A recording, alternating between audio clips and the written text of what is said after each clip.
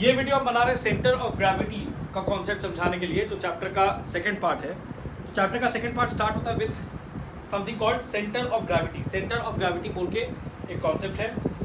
सबसे पहले हम उसको अपने वर्ड्स में समझाएंगे और फिर उसके बाद बुक में जो डेफिनेशन दिया है उसको रीड करेंगे। तो कोई भी एक रैंडम किसी भी बॉडी का एक सेंटर ऑफ ग्रेविटी होता है, किसी भी बॉडी का एक ना एक सेंटर ऑफ ग्रेविटी होता है।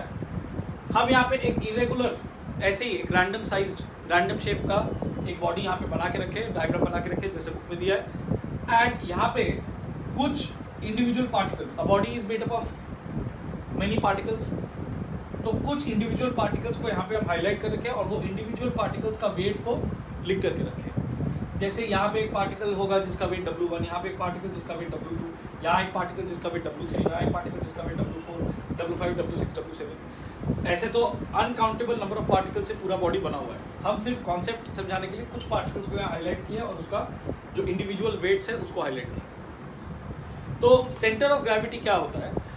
अब किसी बॉडी का टोटल वेट के बारे में अगर हम सोचें कि किसी बॉडी का टोटल वेट क्या है, तो अगर हम एक बॉडी के सारे इंडिविजुअल पार्टिकल्स का वेट को ऐड कर दें तब हमको पूरा जो बॉडी है उसका वेट मिल जाना चाहिए।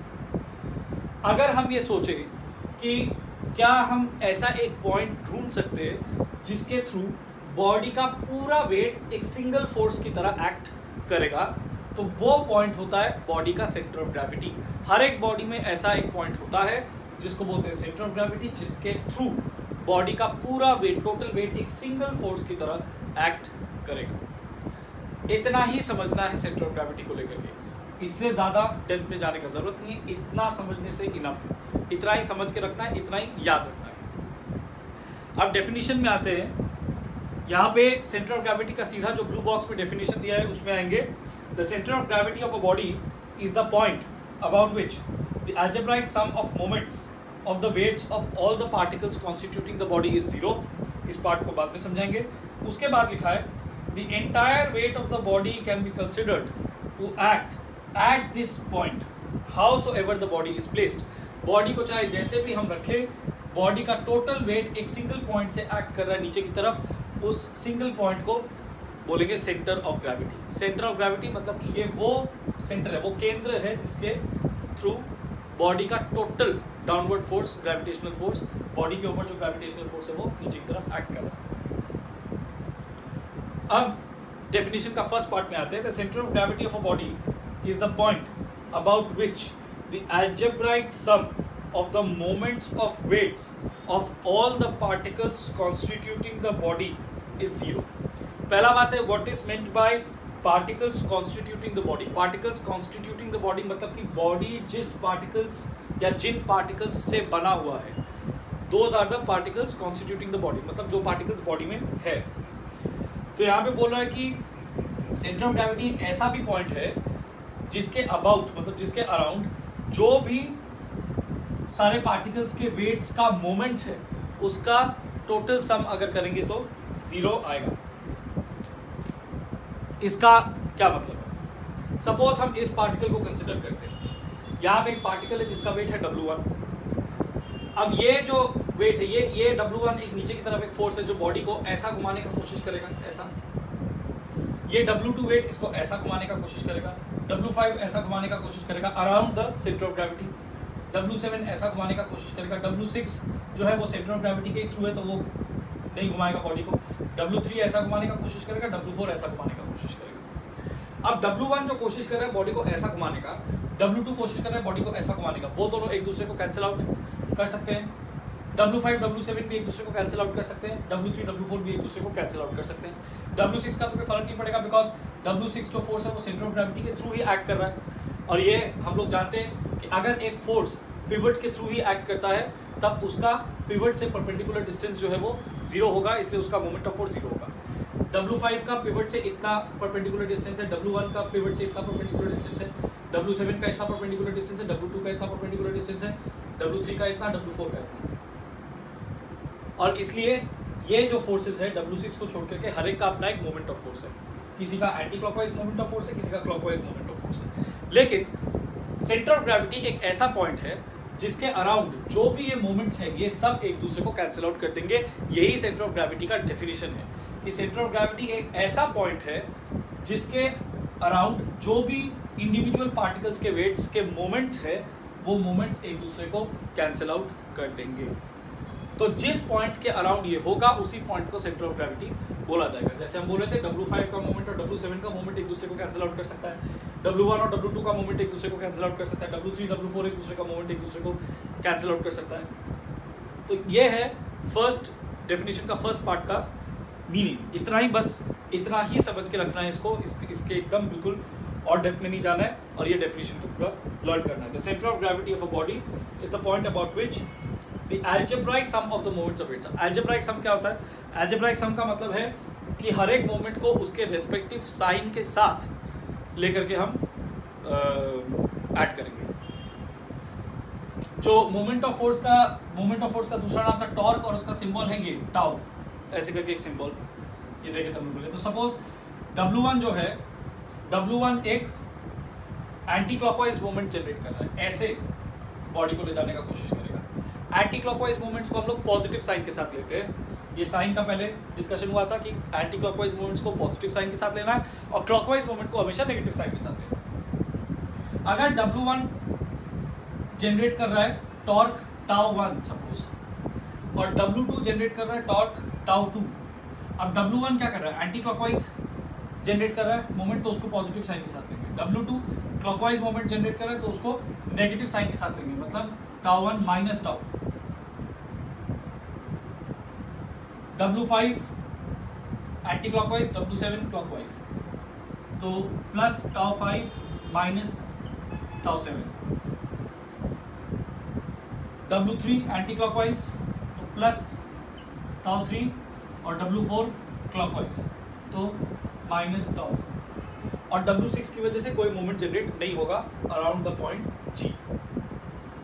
अब यहाँ पे टोटल जो क्लॉकवाइज मोमेंट्स है वो क्या है? टाउ1 प्लस टाउ3 प्लस टाउ5 और माइनस साइन को कॉमन लेके इन सबको ब्रैकेट में डाल सकते हैं, माइनस कॉमन टाउ2 प्लस टाउ7 प्लस टाउ4।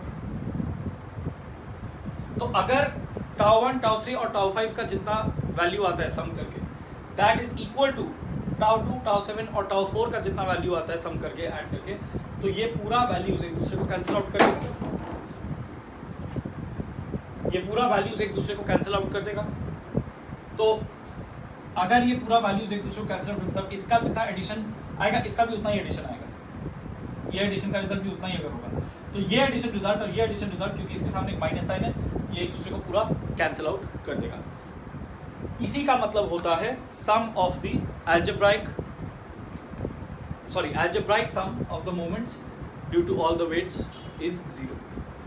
कि अगर हम सारे इंडिविजुअल पार्टिकल्स के वेट्स की वजह से जो मोमेंट्स जनरेट हो रहे moments of force around the point G, वो सब को रेस्पेक्टिव साइन ले करके अगर ऐड करेंगे तो वो सब एक दूसरे को अल्टीमेटली कैंसिल आउट करके आंसर 0 लेंगे।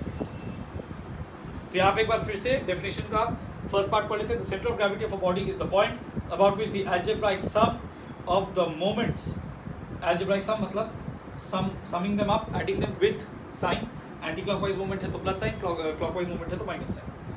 algebraic sum of the moments of weights of all the particles constituting the body is 0। the entire weight of the body can be considered at this point। तो यही वो point है जिसके around सारे जो total moments है उसका सम 0 आएगा, एंड यही वो पॉइंट है जिस पे हम ये कंसिडर कर सकते हैं कि बॉडी का टोटल वेट एक सिंगल फोर्स की तरह एक्ट कर रहा है। Note, the position of the center of gravity of a given mass depends on its shape, that is on the distribution of mass of the particles in it। तो एक body का centre of gravity कहाँ है वो depend करता है कि उस बॉडी में कितना मास उस बॉडी के अलग अलग एरियाज में डिस्ट्रीब्यूटेड है। तो अगर हम ऐसा कंसिडर करें कि एक बहुत हैवी कोई ऑब्जेक्ट है जो नीचे की तरफ में ब्रॉड और हैवी है और ऊपर की तरफ में बहुत ही हल्का और छोटा है, सपोज इस तरह का कोई बॉडी है, तब इसका सेंटर ऑफ ग्रेविटी नीचे की तरफ है क्योंकि यहाँ पे मास ज़्यादा है। तो जहाँ पे बॉडी का मास ज़्यादा, मतलब बॉडी के अंदर मास का डिस्ट्रीब्यूशन जहाँ पे ज़्यादा रहेगा सेंटर ऑफ ग्रेविटी उसकी तरफ होगा। अगर किसी बॉडी का टॉप जो है वो हैवी और ब्रॉड है और बॉटम जो है वो छोटा है तो फिर सेंटर ऑफ ग्रेविटी ऊपर की तरफ होगा। It changes if the body is deformed. Body का शेप और साइज चेंज होने से सेंटर ऑफ ग्रेविटी भी चेंज हो जाता है।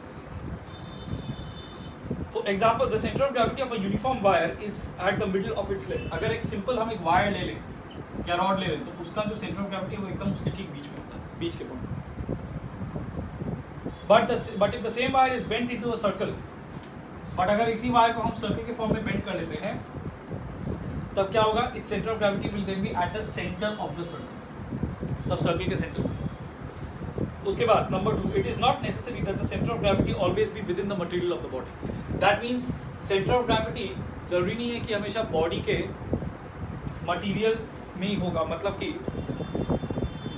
अगर सपोज एक रिंग का हम बात करें, जैसे ये एक रिंग है, तो रिंग का तो इतना, रिंग में जो मटेरियल है वो यहाँ है बाउंड्री में, भीतर तो कुछ नहीं है, लेकिन रिंग का सेंटर ऑफ ग्रेविटी एकदम बीच में होगा जहाँ पे रिंग का कोई मटेरियल नहीं है।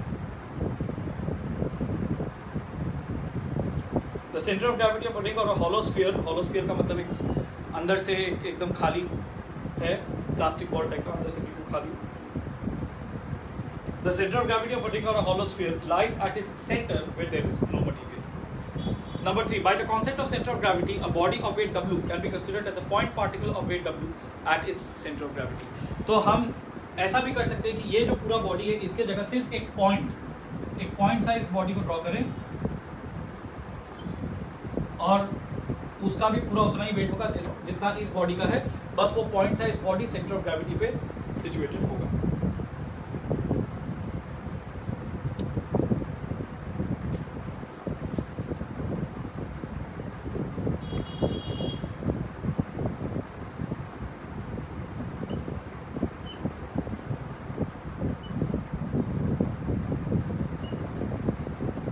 तो यहाँ पे हम क्या कर सकते हैं,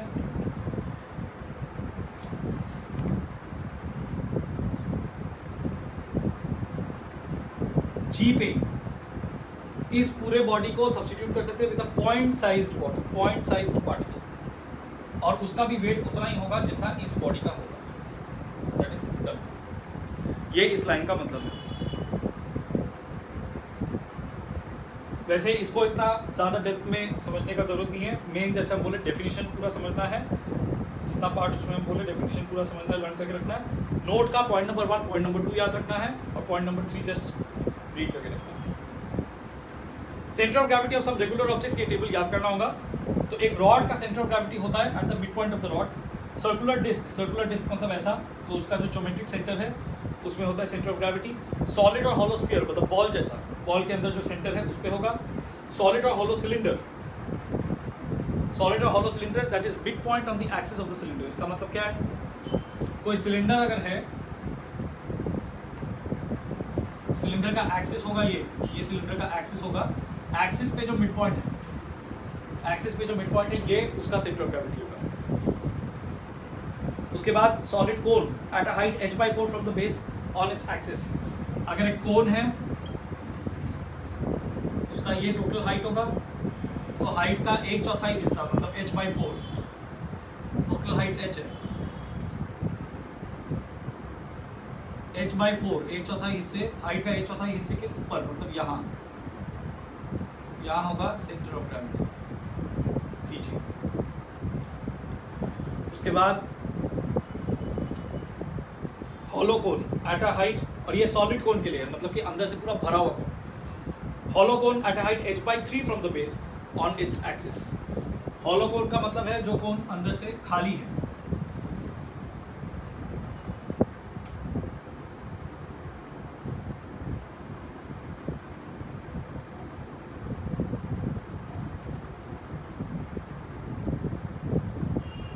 यहाँ सेंटर ऑफ ग्रेविटी।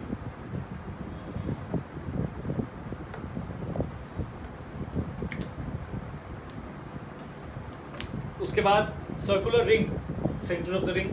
उसके बाद ट्रायंगुलर लैमिना और scalene triangle, the point of intersection of the medians.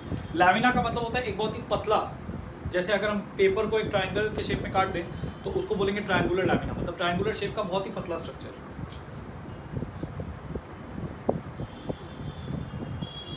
तो एक पेपर ट्रायंगल जैसे ट्रायंगुलर लैमिना उसको बोल सकते हैं। अब मीडियन क्या होता है, मीडियन वो लाइन होता है जो किसी भी वर्टेक्स से स्टार्ट होता है और ऑपोजिट साइड तक जाके उसको 2 इक्वल पार्ट्स में डिवाइड करता है, इसको बोलते हैं मीडियन। तो यहाँ से एक मीडियन ऐसे जाएगा, यहाँ से एक मीडियन ऐसे जाके इसको 2 इक्वल पार्ट्स में डिवाइड करेगा, यहाँ से एक मीडियन ऐसे जाके इसको 2 इक्वल पार्ट्स में डिवाइड करेगा। ये तीनों मीडियंस जो है एक किसी भी ट्रायंगल में 3 मीडियंस होता है, तीनों मीडियंस का जो पॉइंट ऑफ इंटरसेक्शन है ये होगा ट्रायंगुलर लैमिना का सेंटर ऑफ ग्रेविटी। और इस पॉइंट को ट्रायंगल का सेंट्रॉइड बोलते हैं, centroid, CENTROID,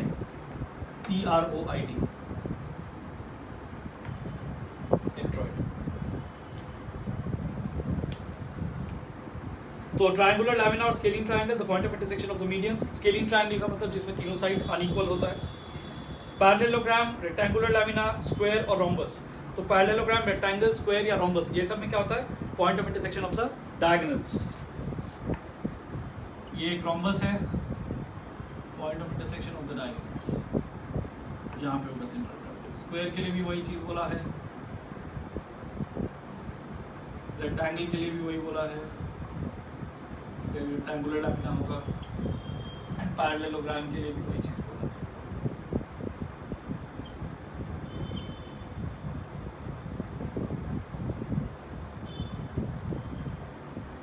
centre of gravity, point of intersection of the diagonals, मतलब डायगोनल्स जिस पॉइंट पे इंटरसेक्ट कर रहे हैं या मीट कर रहे हैं।